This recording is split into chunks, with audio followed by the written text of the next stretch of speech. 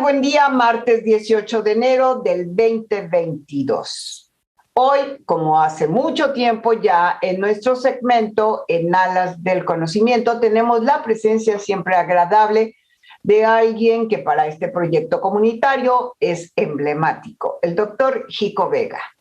Hoy Jico Vega nos viene a hablar de un tema súper interesante. Para quienes no conozcan al doctor Jico Vega, lo que sí les puedo decir, y si quieren más datos lo podrán encontrar en nuestra página web, él es una autoridad en la materia, doctor en ornitología, premiado varias veces con algunos reconocimientos importantes, pero lo más importante, un convencido de este proyecto que hoy nos ocupa. Hoy Jico nos viene a hablar de las aves del sistema lagunar Santa María Topolobampo o Guira en la región de Sinaloa y presentar los resultados del 2019-2020. Creo que es un tema importante porque vamos a ver cómo ha procedido todo este entorno dentro de la pandemia. Creo que es una oportunidad para conocer algunos de los comportamientos que se han venido registrando y quién mejor que él para que nos hable sobre el tema. Jico, buen día, bienvenido, como siempre un placer y esperamos de ti estos importantísimos resultados. Bueno, pues como siempre, muchísimas gracias por la oportunidad que me dan para participar. Ya son muchos años, 18 años que tenemos aquí en este evento que poco a poco se ha ido consolidando con sus altas y bajas, pero siempre es un gusto el poder estar participando aquí con ustedes.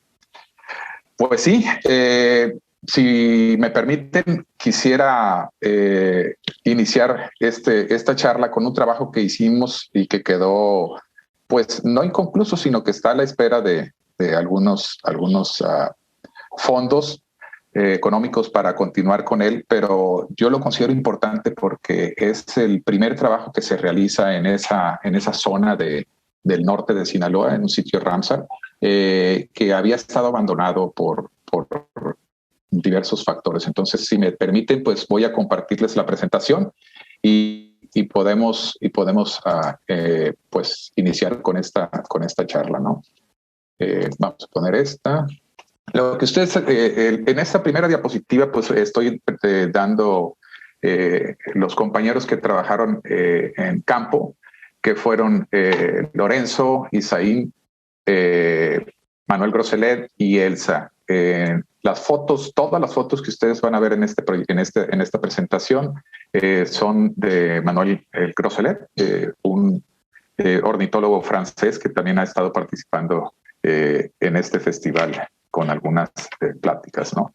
Entonces, nosotros aquí nos abocamos a hacer un monitoreo, una línea base para conocer qué era, como ya lo había dicho con anterioridad, qué es lo que nosotros tenemos en este sistema lagunar, porque a diferencia de los otros sitios que se encuentran más al sur, pues a esta región se le había sacado la vuelta por cuestiones entre otras cosas, pues falta de presupuesto y entre otras cosas también, otra de ellas, pues era lo que nosotros consideramos la poca importancia, entre comillas, de este sitio para las aves, ¿no? Sin embargo, pues los resultados que nosotros obtuvimos son otros en términos de diversidad, más no de abundancia, y pues vamos a iniciar esta plática, ¿no? Bueno, ¿en dónde estamos ubicados? El sitio Ramsar es el 2025 del Sistema Lagunar Santa María Topolobampo Guira, pues se ubica al norte del estado de Sinaloa. Es uno de los 9 sitios Ramsar que tenemos nosotros a lo largo de la costa de los casi 600 kilómetros del litoral costero que tiene el estado de Sinaloa. Entonces está compuesto por tres lagunas, de ahí el nombre del sistema lagunar. Esta sería el sistema lagunar Santa María, la zona de Topolobampo, que son 6,000 hectáreas también, está en el centro, y la más grande de todas, que es el sistema, la bahía de Oguira, ¿no? Entonces estamos hablando de un sitio Ramsar que tiene aproximadamente 22,500 hectáreas en esa designación. Bueno, metodológicamente nosotros no hicimos algo que estuviese fuera de lo normal. Todo esto nosotros lo manejamos siguiendo las metodologías previamente establecidas, que podrían ser pues la observación directa, el escuchar, el identificar estos animales por su canto, el manejo de redes a través de atrapando a estos individuos o estas especies con redes para hacer, dependiendo de las fechas, lo que se conocen como el MOSI, el MAPS y el programa de migración. Hicimos algunos proyectos que yo los considero nuevos, como son los transmisores satelitales en dos de estas especies, los pelícanos y los ostreros. También manejamos grabaciones nocturnas y vimos la biología reproductora de algunas especies que nosotros las consideramos como especies banderas, que en este caso es el ostrero americano y el pelícano café. Desafortunadamente se nos atravesó la pandemia en el 2019 y algunos de esos trabajos pues quedaron, vamos a ponerle truncos, pero estos son los resultados que nosotros tenemos, ¿no? En términos generales, identificamos un total de 239 especies. Es más, puedo decirles que esto ya subió, son 240 porque teníamos una duda con una nátida, un pato, y ya en una conversación que tuvimos y enviamos las fotografías, sí se confirmó la presencia de otra especie más. Entonces, pero son 240 especies y subespecies que pertenecen a 22 órdenes, 50 familias, y de estas, pues como ya había dicho, ya no son 18, son 19 anátidas, 30 de aves playeras, y el resto lo conforman el grupo que nosotros conocemos como las aves terrestres, ¿no? Esta es una gráfica más o menos que te maneja lo que son el número de especies y las familias. La más importante pues es Colopacidae, con 22 de ellas, y ya de ahí para abajo pues se pueden observar algunas otras de estas 50 familias que estuvimos manejando, ¿no? De estas 240 especies, nosotros identificamos 34 de ellas que se encuentran en la norma oficial mexicana, Semarnat 2010. Aquí sí hay que hablar del anexo que hizo que se incrementara el número de especies, y algunas inclusive que estaban como amenazadas. Una de ellas subió a peligro de extinción, pero son 2 en peligro de extinción, 2 están amenazadas y 20 están bajo protección especial.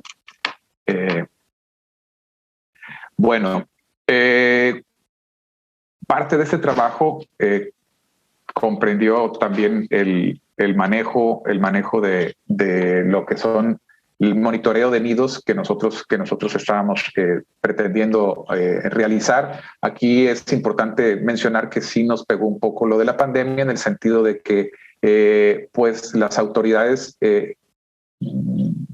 no permitieron que el trasiego de las pangas y de los vehículos marinos que nos llevaban para allá pues fuera tan así, ¿no? Como tan fácil. Por eso tuvimos que hacer unos cambios en la metodología, pero en general nosotros encontramos 18 especies anidando, y de estas fueron 268 nidos los que estuvimos censamos, y que nos dieron un total de 134 parejas, ¿no? En este trabajo, pues nosotros visitamos algunos sitios de anidación, o encontramos algunos sitios de anidación. Básicamente esto estamos hablando de las zonas de lo que es más la zona de Oguira. Sin embargo, pues procuramos y tratamos de que este censo o este monitoreo incluyera básicamente todo el cuerpo lagunar, ¿no? Todo el sistema lagunar, y hubo sitios que eran más importantes que otros en términos del número de nidos, el número de especies, etcétera, ¿no? Pero nosotros clasificamos esto, por ejemplo, en la zona de Paredones, que es una salina abandonada, pues encontramos 11 especies anidando ahí, y de estos eran 88 nidos. Y ustedes pueden ver ahí la zona del Maviri, por ejemplo, pues son 3 especies. El área de la Comisión Federal de Electricidad y GPO, pues fueron 7 especies, 31 nidos, el muelle de la API, pues fueron 3 especies, etcétera, ¿no? Entonces, una salina adyacente a esta granja acuícola, por ejemplo, que habíamos dicho de Paredones, pues también resultó que era buena para la anidación, y encontramos 7 especies y 71 nidos, ¿no? Y lo que nosotros platicamos sobre lo que es una isla nueva que se hizo a la entrada de la boca de la bahía, que esta isla se hizo por el dragado que se dio en la zona, y pues fueron acumulando ahí arena, y se conforma esta isla, y ahí encontramos 5 especies anidando. Obvio, todas ellas son especies que anidan en arena, en ese tipo de sustrato, ¿no? De estas, pues, del total de estas aves que encontramos anidando, 2 de ellas están en la lista en categoría de peligro, 4 amenazadas, y 3 tienen protección especial. ¿Qué fue lo que consideramos nosotros como los factores más importantes para el éxito o el fracaso, en su caso, de esto, ¿no? La depredación. Aquí ustedes están viendo unas gaviotas que esta gaviota se está comiendo un pollo de un pijiji. El pollito se descuidó, se salió del grupo compacto que iba nadando, y para pronto, pues, estas gaviotas se aprovecharon. Al final quiero decirles que no fue esta gaviota la que se la comió, porque cuando vuela se va peleando con otros ahí parientes, se le cae y llega otra ave y se la comió. Entonces, pero pues son factores que sabemos que a los que están expuestos, la depredación, la destrucción de nidos. Aquí, desafortunadamente, por ejemplo, en esta área de Paredones y de la Salina, con el mismo nombre, lo que vimos fue una destrucción de nidos, sobre todo por vehículos 4x4, ¿no? Que llegaron a esta zona, no sabían que era zona de anidación, y empezaron a circular con estos vehículos, y algunos de estos nidos pues fueron aplastados. Las inundaciones, que es algo natural en esto, y la competencia por espacios también fue un factor que nosotros consideramos más o menos importante. Aquí, si nos vamos a lo que son las islas, de las 8 islas que nosotros tenemos en esta zona, en 4 de ellas encontramos anidación. Pero para esto, precisamente por lo de la pandemia, tuvimos que recurrir a otra serie de metodologías para ver lo que es la evidencia en la reproducción, y nos dimos cuenta, pues, que en estas islas existen estas especies que están reproduciéndose, algunas confirmadas, otras no confirmadas, pero en base a esta metodología nosotros estamos deduciendo, por ejemplo, que en la isla Patos, que hubo más especies anidando, pues pensamos que existen 28 especies anidando. Después corroboramos con colegas de CONAM, y sí, más o menos andamos en esos números. La isla Bledos fueron 19, Bleditos fueron 11, y la Tunosa fueron también 11, ¿no? Aquí el programa de monitoreo de supervivencia invernal prácticamente es un trabajo que se hace en redes. Se capturan estas redes, estos animales, que son muchos de ellos pues son especies del grupo de las aves terrestres, y encontramos o anillamos un total de 136 aves de 16 especies que fueron las que capturamos, ¿no? De estas, nosotros capturamos 62 solamente una vez. Tuvimos 71 recapturas. 3 se nos fueron antes de que pudiéramos terminar de procesarlas. Y de ellas, por ejemplo, sabemos nosotros que 7 son migratorias y 9 son consideradas residentes, ¿no? Y muchas de estas recapturas, obviamente, que fueron de las especies que se consideran como residentes, ¿no?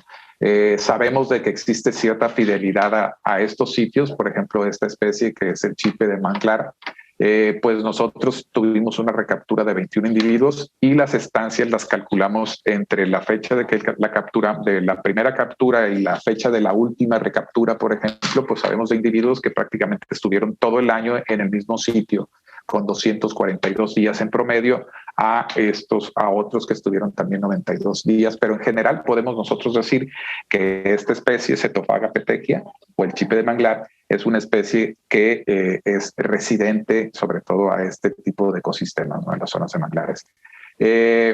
También pudimos ver algunos otros movimientos de esto en base a las fechas de captura.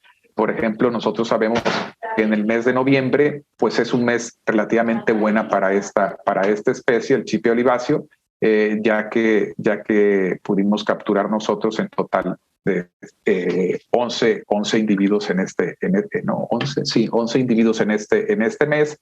En diciembre fueron 4 y así, de hecho fueron 6, y ya en enero pues estamos viendo 4.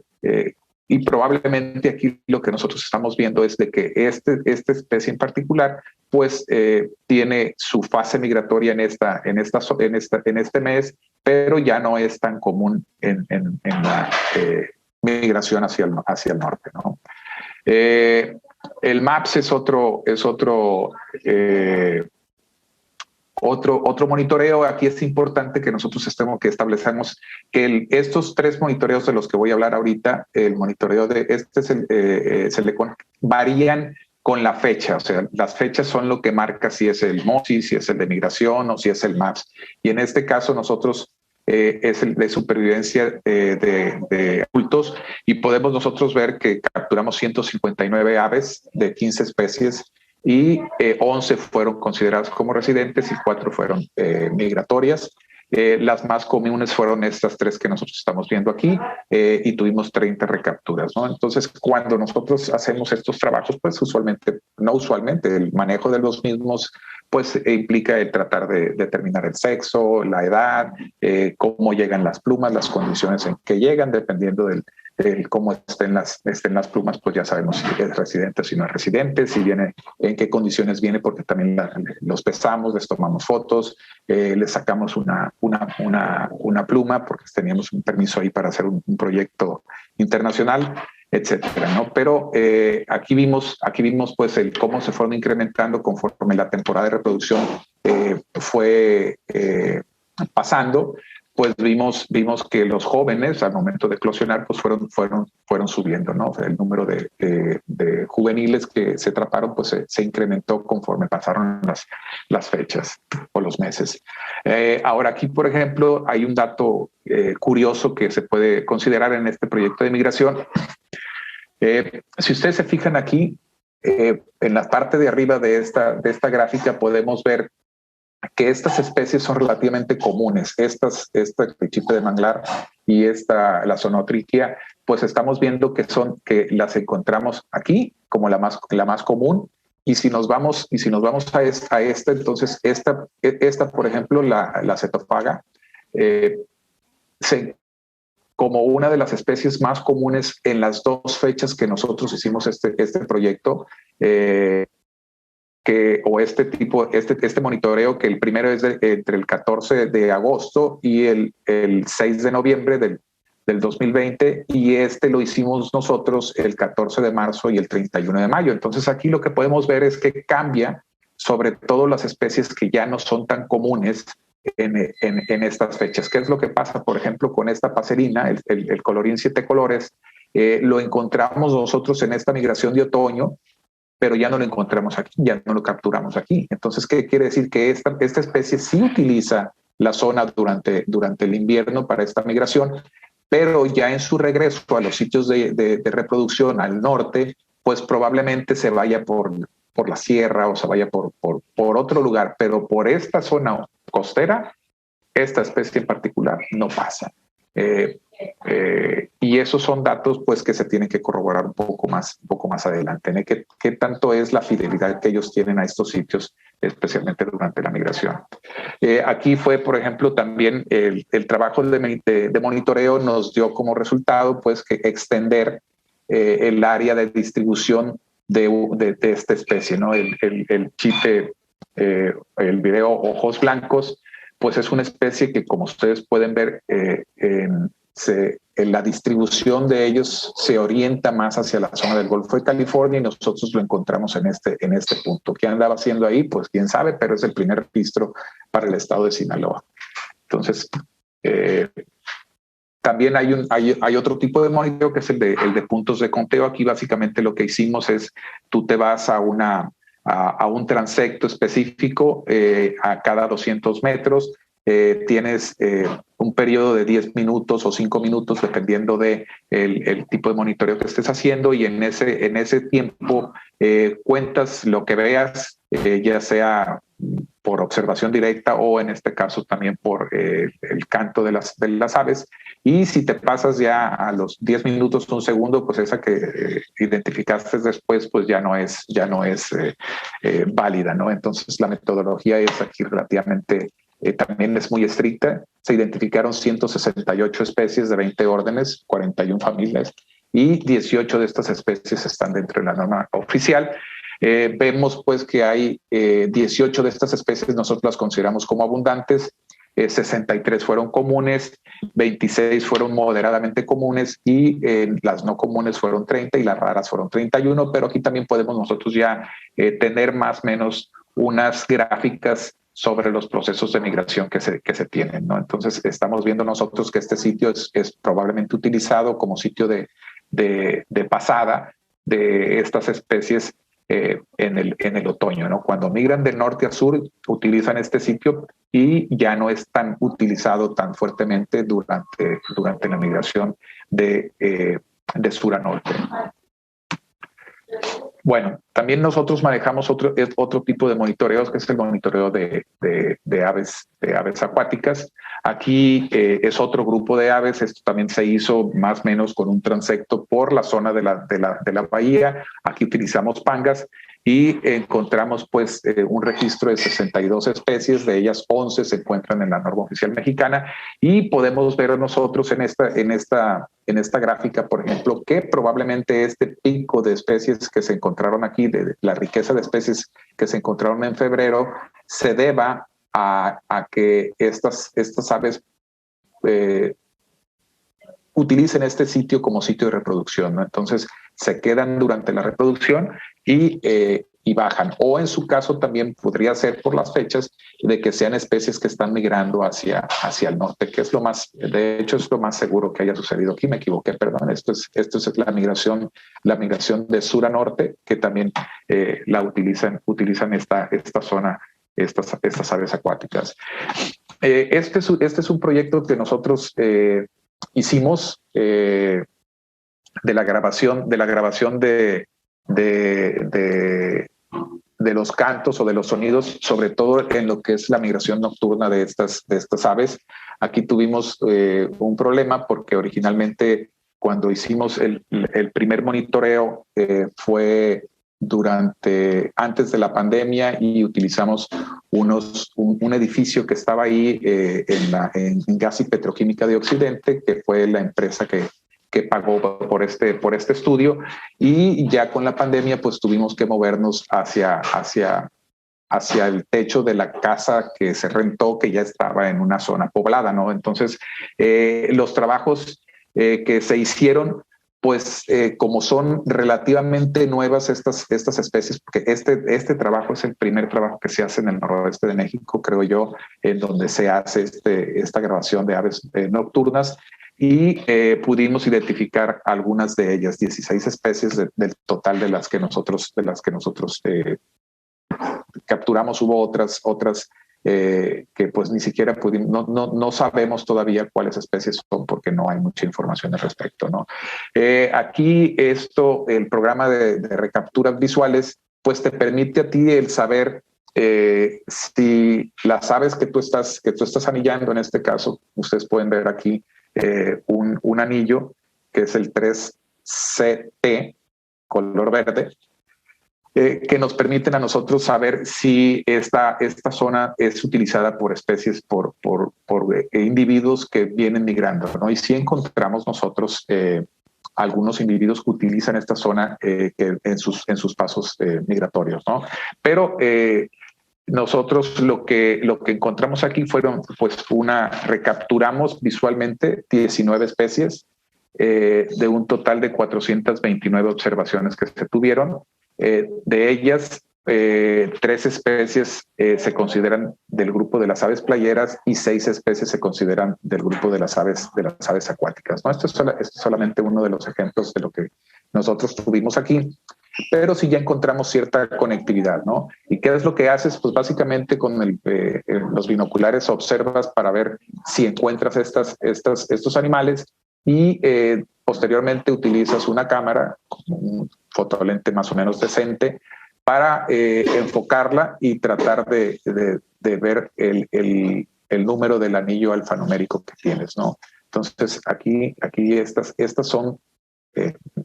en automático uno dice son de nosotras porque le pones tú el anillo en la pata y ya en automático tú dices, mira, pues esta ya es del Jico, como si tú lo hubieras comprado, ¿no?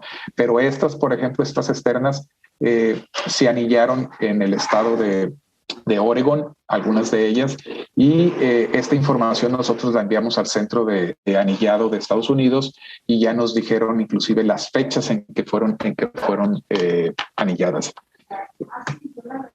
Entonces sabemos nosotros la importancia que tiene este sitio. Otro de los trabajos que nosotros realizamos pues fueron censos aéreos. Necesitábamos nosotros saber qué tan importante era esta zona para patos sobre todo, y aquí hicimos vuelos en diferentes meses sino que hicimos estos vuelos, los hicimos en el periodo de migración de diciembre a marzo y registramos nosotros 31,373 aves, identificamos 38 especies, y si nos vamos nosotros, por ejemplo, a la riqueza que se tiene por estos sitios que nosotros prácticamente los seccionamos, pues el sitio más importante vuelve a ser la zona de Paredones, ¿no?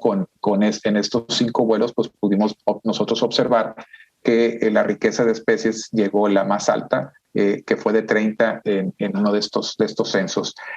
Aquí hay que considerar que el vuelo de esta avioneta, que eran 3 compañeros los que realizaron esto, pues se cobra por hora, y como no encontramos nada en el primer vuelo a la zona del Maviri, pues entonces decidimos hacerlo a lo que nosotros conocemos como la zona de Juan José Ríos e irnos prácticamente derechos a la zona de Paredones, que son 2 sitios que están relativamente cercas en la zona. Entonces terminamos volando solamente lo que es la zona de la bahía de Oguira, que es la bahía más grande de las 3 que hemos estado trabajando, ¿no? Entonces, en total encontramos 10 especies de patos y 10 especies de aves playeras. Entonces, aquí, ¿cómo podemos nosotros conectar? Porque ha habido mucha controversia en cuanto a que si el sitio es o no importante para los patos, sobre todo para los patos, por un estudio o por una publicación que se hizo y que se utilizó para la designación del sitio como sitio Ramsar, ¿no? Entonces, ¿qué fue lo que nosotros encontramos? Bueno, en términos de, por ejemplo, en patos, a nivel nacional se tienen catalogadas o se tienen identificadas 41 especies para todo el país. En Sinaloa, si tú sumas estas 10 que encontramos en la zona de Oguira, más otras 2 más, pues Sinaloa tiene reportado 12 especies en total, pero de esas 12 nosotros en Oguira encontramos 10 de ellas, ¿no? Es importante mencionar que, bueno, a diferencia de la zona de Oguira o de Topolobampo, o esta zona que nosotros trabajamos, pues este es el primer año básicamente que se hace este trabajo, mientras que si tú te vas más al sur, a la zona de Santa María, por ejemplo, pues en Santa María ya se tienen 15 o 20 años de trabajos ornitológicos. Por eso es de que tienes dos especies, por decirlo así, de patos en cuanto más que de lo que la zona de Topolobampo, que no podemos nosotros descartar que al final de estos trabajos podamos encontrar esas 2 especies que nos hacen falta, ¿no? Este es otro grupo de de aves, el censo que hicimos de aves playeras, igual a que con los otros se tuvo una metodología muy aplicada, muy precisa, que se ha estado realizando en otros sitios, que se basa, por ejemplo, en las condiciones de la marea, ir al mismo sitio durante a la misma hora, etcétera, ¿no? ¿Por qué? Porque tú no puedes llegar a un sitio, por ejemplo, y que tengas marea baja y el siguiente mes o en el siguiente censo vas y resulta que tienes marea alta, pues entonces las condiciones del sitio en sí pues no van a ser las mismas, ¿no? Entonces, por eso es que se tienen que hacer siempre estos censos en las mismas condiciones. Aquí tuvimos un registro de 26 especies, 3 de ellas no se pudieron identificar porque probablemente estaban muy lejos, estaban metidas en el lodo, etcétera, ¿no? Pero el caso es de que nosotros sabemos que esta zona es utilizada por 26 especies de aves playeras y el total de individuos que nosotros contabilizamos pues fue más o menos de 43,000 individuos y de ellas 7 especies se encuentran dentro de la norma oficial mexicana. Aquí sí se puede observar estos picos migratorios, ¿no? Estas aves empiezan a llegar en julio, agosto, por decirlo así. En octubre se encuentra este pico migratorio de aves que vienen del norte al sur y ya en enero, febrero, cuando regresan a los sitios de reproducción, pues sí es un poco más utilizados durante esta época de la migración, que es de sur a norte, que durante la época de la migración de norte a sur. Probablemente las mismas condiciones naturales de la bahía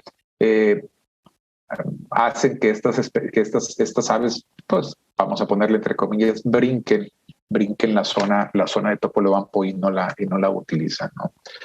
Esta es una especie que está en peligro de extinción, que es el ostrero americano, y nosotros teníamos interés en saber qué era lo que estaba pasando. El ostrero americano es en particular esta es una subespecie, que es la subespecie Frasari, y a nivel noroeste, que es donde nosotros la encontramos por ser una especie endémica, se hizo un estudio, se realizó un conteo y estimamos una población de 3,500 individuos en todo el noroeste de México. Nosotros encontramos de estos 3,500 individuos, 155 individuos en esta zona, pero supimos de la presencia o del uso de esta granja acuícola que nosotros le pusimos paredones en sí, porque a uno de estos o a 4 de estos individuos les pusimos nosotros transmisores satelitales. Entonces nos dimos cuenta de que pues teníamos una presencia bastante fuerte o señales que venían de esta zona, y así nos dimos cuenta pues de que el 80% de estos 155 individuos pues se encontraban en esta región, ¿no?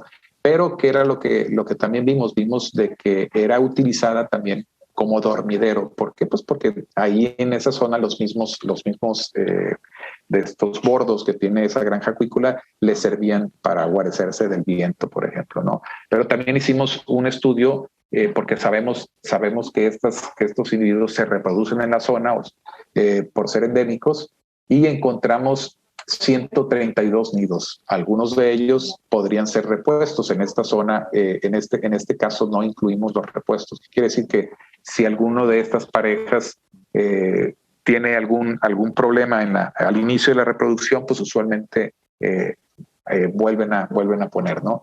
Entonces aquí encontramos un total de 258 huevos, 46 de ellos eclosionaron, que da un total de un 22.7%. ¿Cuáles fueron los sitios más importantes en base a lo que es los registros de los transmisores satelitales, ¿no? Aquí cada punto que nosotros nos dio el transmisor satelital lo consideramos como un avistamiento por las señales que estaban utilizando, ¿no? Entonces, de la zona de Ohuira, nosotros sabemos que el área que se conoce como Comisión Federal de Electricidad, que es un canal donde se provee del agua que ocupa esta hidroeléctrica o esta zona de la Comisión Federal de Electricidad, pues alberga el 47%. Ahí sabemos que lo utilizan muchísimo la zona, igual que Paredones con un 36.8%, y la zona donde se va a instalar gas y petroquímica de Occidente, pues también fue utilizada en un 13.54% por estos individuos que nosotros anillamos y también les colocamos este transmisor satelital, ¿no? Entonces, si ustedes se dan cuenta, por ejemplo, aquí podemos nosotros ver en dónde se concentraron estas señales ya con el análisis que hicimos en un sistema de información geográfica, y los colores, aunque no se aprecia aquí en el mapa, los colores te indican si es en el día o es en la noche, ¿no? Entonces sabemos nosotros, por ejemplo, también en base a los análisis que hicimos, que es muy probable que estos animales salgan a alimentarse en la noche, sobre todo en marea baja, ¿no? Porque tuvimos muchas señales en las zonas de alimentación en la noche, ¿no? Entonces, del total de estas recapturas que tuvimos con este ostrero que tenía el número de transmisor satelital 19, 27, 46, los movimientos que este animal hizo, pues se concentraron prácticamente en esta zona, ¿no? Que aquí es la Comisión Federal de Electricidad. Esta es una zona de manglar adyacente a GPO, y movimientos que tuvieron hacia la zona de Paredones en esta área, ¿no? Pero en este caso se concentró más en prácticamente casi un 90% del tiempo. Este individuo en particular se concentró en esta zona, ¿no? Este es otro análisis también que hicimos de otro ostrero que se le puso este transmisor satelital, y también aquí ya cambia. Si nosotros vemos el anterior, cambia. Última diapositiva. Entonces aquí ya cambia. Aquí en Paredones, por ejemplo, este estuvo el 78% de su tiempo. Espérenme.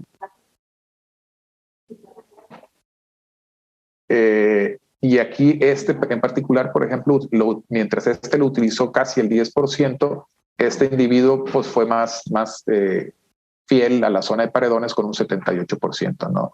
Y el área de GPO, de CFE, por ejemplo, mientras este individuo lo utilizó mucho, pues este otro no fue tal, ¿no? Pero sí utilizó de manera más extensa todo el humedal, toda la zona del humedal, toda la zona interna del humedal, que es donde se presentan algunas áreas que nosotros consideramos áreas de alimentación por los presencia intermareal que se tiene dentro de esta misma zona, ¿no? Entonces, aquí, por ejemplo, no sé si me dé chance, pero no, mejor lo voy a dejar. Pero estos son los movimientos que tuvo, y aquí tuvimos nosotros una tormenta tropical que se llamó Genevieve. Entonces, cuando supo, pues este arrancó y se fue hacia lo que es la zona terrestre, huyó de la zona costera, ¿no?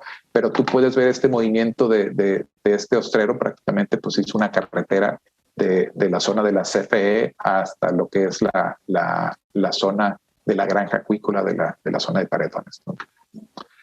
También tuvimos un censo poblacional de este pelícano, de los pelícanos occidentales. También es una especie que está dentro de la norma oficial mexicana, y nos fuimos, y dentro de este censo nosotros hicimos, no solamente contamos los pelícanos, sino que lo manejamos en base al plumaje por la edad, ¿no? Esto te da ciertas características del plumaje, te da la edad, te puede dar la edad, que ya es algo que está perfectamente bien delimitado.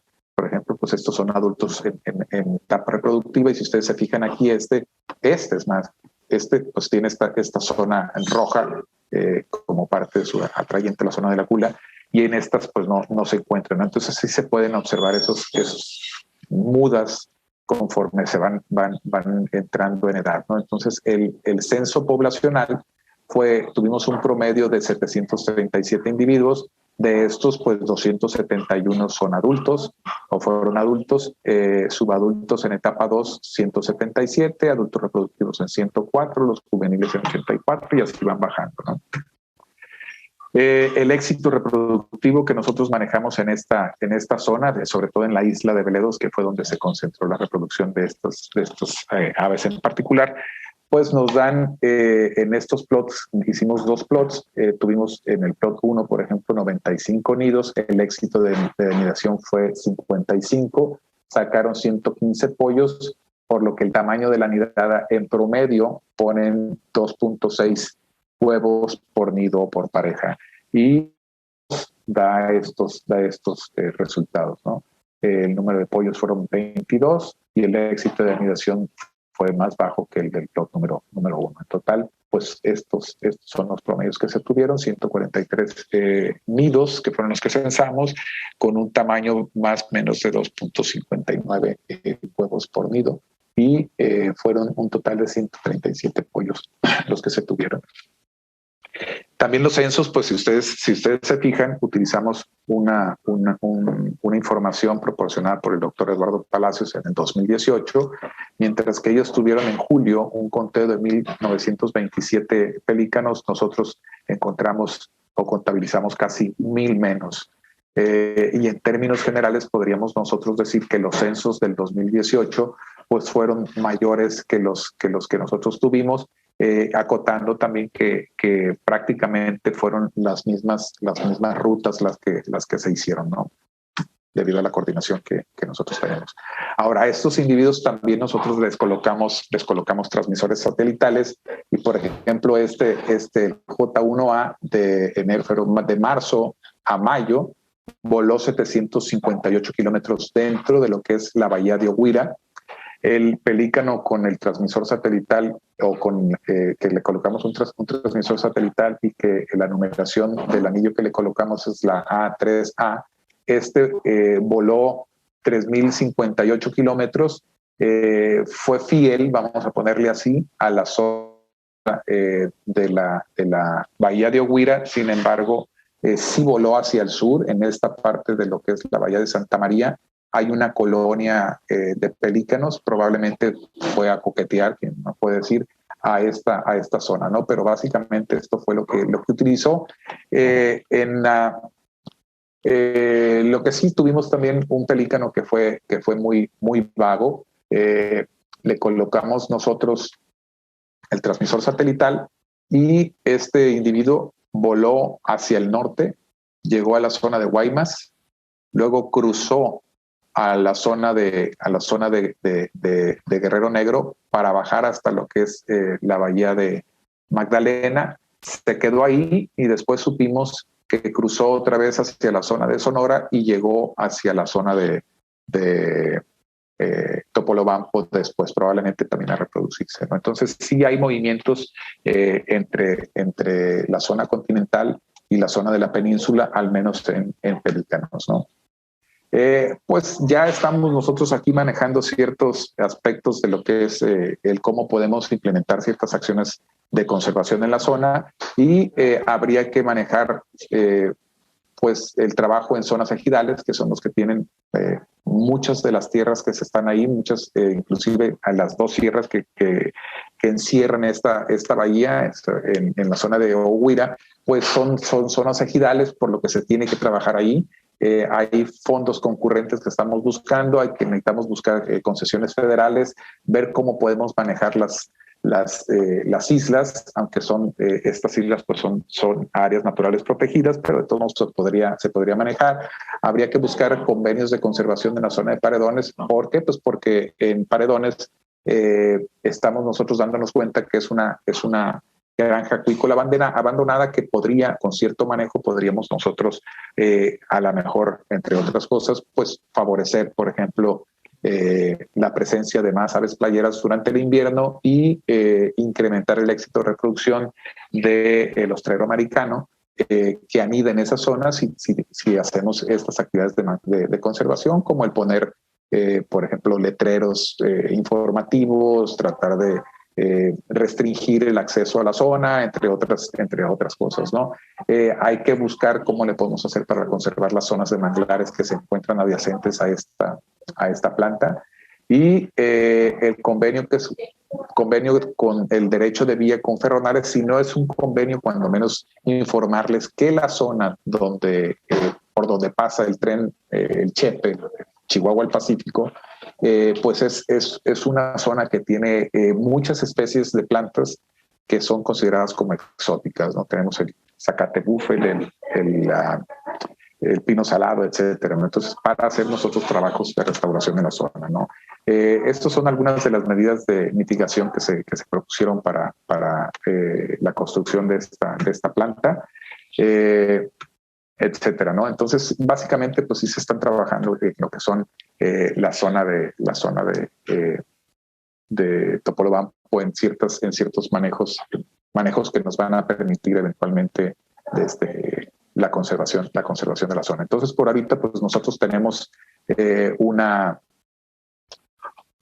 línea base que nos va a servir para implementar todas estas acciones de conservación que entregamos nosotros en un programa de conservación de las aves de esta región, que esperemos pues poder retomar todos estos trabajos ya el próximo año. Entonces, pues son algunas de las medidas que se tienen que hacer, pero en general pues es hacer ciertos análisis, continuar con los monitoreos, manejar conservación de tierras privadas, trabajar en las áreas que sabemos nosotros que son áreas importantes para la anidación, buscar cómo podemos nosotros mitigar el posible impacto que se pudiese tener por parte de la instalación de esta planta de fertilizantes, etcétera, ¿no? Entonces, básicamente, pues ya con esto damos por terminada esta charla y pues dar las gracias a todos. Con esa se despide, señores. Pues no, eso es lo que ustedes creen. En la semana también tendremos la participación de Jico en varias actividades más, ya lo van a ver ustedes, pero efectivamente por hoy tenemos que agradecer este tan amplísimo informe, súper interesante, porque la verdad, cuando te detienes a ver puntualmente cómo es que ha variado y qué es lo que ha pasado en el proceso de pandemia, pues resulta súper interesante. Bueno, a nosotros que nos gusta el tema, por supuesto, esperando que a ustedes también. Jico, pues agradecerte de manera puntual tu siempre oportuna presencia, este tópico de solidaridad y amabilidad que siempre nos has manifestado y que es recíproco. Y bueno, nos vemos dentro de unos días más, ustedes ya lo van a ver, con un conversatorio súper importante, súper interesante. Por el día de hoy, amigos, muchas gracias. No se despeguen mucho de su Festival Internacional de Aves Migratorias de San Blas. Nos vemos. Hasta luego, gracias.